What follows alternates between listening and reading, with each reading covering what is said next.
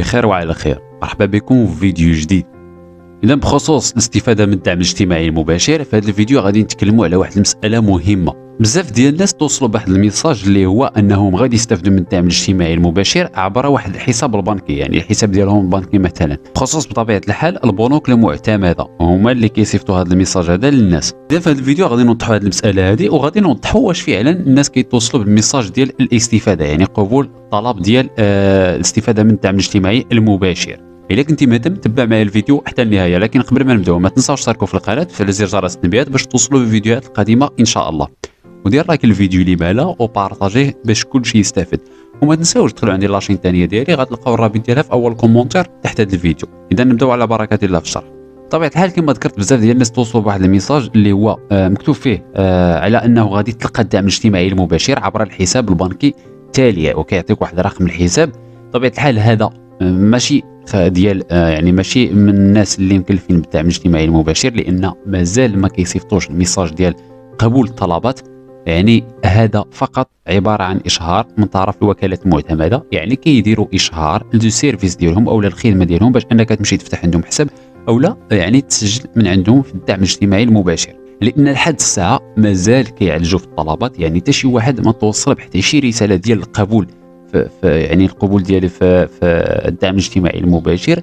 يعني مازال ما كيصيفطوش الرسائل عبر الهاتف، يعني الحسابات باقي في طور المعالجه. كما كتلاحظوا هذا يعني ميساج توصل به احد المتابعين، توصل بالدعم الاجتماعي المباشر على حساب كاش بلس، رقم الحساب كيعطيوه لك. يعني هذا فقط ميساج ترويجي، يعني اشهاري، عباره عن اشهار باش انك تمشي عندهم يعني وتلقى الدعم من خلال هاد الوكاله المعتمده. يعني تلقى الدعم من خلال كاش بلس باش ياخذوا بعض الرسوم، لان ملي كتسحب الدعم من خلال هاد الوكالات المعتمده بطبيعه الحال كيكون عندهم اقتطاعات، يعني كيقتطعوا عليك واحد شويه، يعني واحد الرسوم خدمه، يعني لي فري ديال السحب. وبالتالي راه الرسائل النصيه اللي كتتعلق بالدعم الاجتماعي المباشر سواء بالقبول او لا الرفض راه ما كيتوصل بها حتى شي واحد، يعني مازال ما كيصيفطوش دي ميساج للناس. كيفاش انك تعرف واش الطلب ديالك تقبل او لا ترفض؟ الا ما توصلتيش بالميساج، ديجا درت فيديو حطيته في لاشين ديالي، غتلقاو فيديو شرحت فيه الطريقه كيفاش تدخل الموقع ديالهم، يعني الموقع الدعم الاجتماعي المباشر اللي هو www.isd.ma.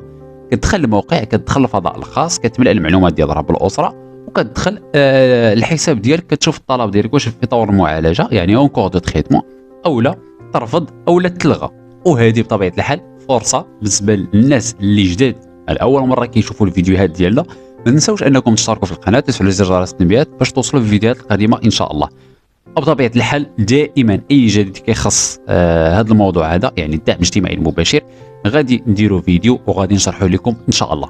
وبخصوص الميساج اللي كيتوصلوا به الناس من عند الوكالات المعتمده، بطبيعه الحال كيلقاو واحد الحساب ديجا فعلا راه حساب ديالهم. يعني مثلا كاينين الناس ديجا فتحوا حساب مثلا في الوكالات المعتمده كاش بلس مثلا، وكيصيفطوا لك هما واحد الميساج كيقولوا لك راه يمكن لك انك تلقى الدعم الاجتماعي المباشر من خلال هذا الحساب هذا. ولكن راه هذا الميساج كما ذكرت راه ماشي ديال انه راه تم القبول ديالك باش انك تستفد من الدعم، لا، فقط هما كيديروا واحد الاشهار على انه يمكن لك ملي تقبل الطلب ديالك، يعني طلب الاستفاده من الدعم الاجتماعي المباشر، انك تستعمل هذا الحساب اللي ديجا فتحتيه عندنا باش تاخذ الدعم. فهمتي؟ وبالتالي راه مازال ما يعني ما كيصيفطوا حتى شي ميساج اللي رسمي اللي خاص بالقبول او لا الرفض ديال طلب الاستفاده. وبطبيعه الحال بدايه الاستفاده من الدعم الاجتماعي المباشر، يعني بدايه ديال صرف الدعم كما قالت الحكومه، هو انه غادي يكون في اواخر شهر دجنبر، يعني هذا الشهر هذا اواخر ديالو. بطبيعه الحال غادي يحاولوا انهم يبداو في صرف الدعم الاجتماعي المباشر. وبطبيعه الحال ملي غادي يكون شي جديد بخصوص هذه المساله هذه غادي نديروا فيديو ان شاء الله وغادي نشرحه. كاينه طريقه اخرى كيفاش انك تعرف واش تقبل الطلب ديالك او لا تلغى من خلال الموقع ديالهم اللي هو موقع الدعم الاجتماعي المباشر www.isd.ma. غادي نخلي لكم رابط الموقع في صندوق الوصف تحت هذا الفيديو ان شاء الله. كتدخل الموقع، كتجي الفضاء الخاص اللي بالاحمر، كتضغط عليها، هنا مباشره كيعطيوك انك تملأ المعلومات ديال رب الاسره. كتختار الجنس ديالو واش ذكر او لا انثى، كدير بطاقه التعريف الوطنيه ديال رب الاسره، ثم كدير المعرف الرقمي ديالو، ثم تاريخ الولاده او تاريخ الازدياد ديال رب الاسره. تدخل كود كابتشا، يعني هاد الارقام اللي كيبانوا لك لتحت كتعاود انك تكتبهم مره اخرى وكتضغط على تاكيد. انا مباشره كتدخل الحساب ديالك وكيعطيوك المعلومات الشخصيه ديالك الفوق. لتحت كيعطيوك وضعيات الطلب، يعني طلب الاستفاده من الدعم الاجتماعي المباشر. يوضحوا لك هنا كما كتلاحظوا الوضعيه ديالو، واش في طور المعالجه او لا طلب ملغى او لا طلب تقبل او لا مسجل. يعني كاين الناس اللي كيلقاو مسجل يعني طلب مقبول راه تقبل. وبطبيعه الحال راه في اواخر ديال هذا الشهر هذا، يعني هذه الايامات المقبله ان شاء الله غادي يحاولوا انهم يصيفطوا رسائل للناس اللي تسجلوا في الدعم الاجتماعي المباشر، سواء الناس اللي تقبل الطلب ديالهم غادي توصلوا برساله فيها بان الطلب ديالك تقبل. بالنسبه للناس اللي ترفض الطلب ديالهم كذلك غادي توصلوا برساله وغادي يذكروا بان الطلب ديالهم ترفض. وبطبيعه الحال بالنسبه لهاد الناس هادو راه عندهم الحق انهم يديروا الطعن، يعني التعرض داخل واحد الاجل ديال 15 يوم.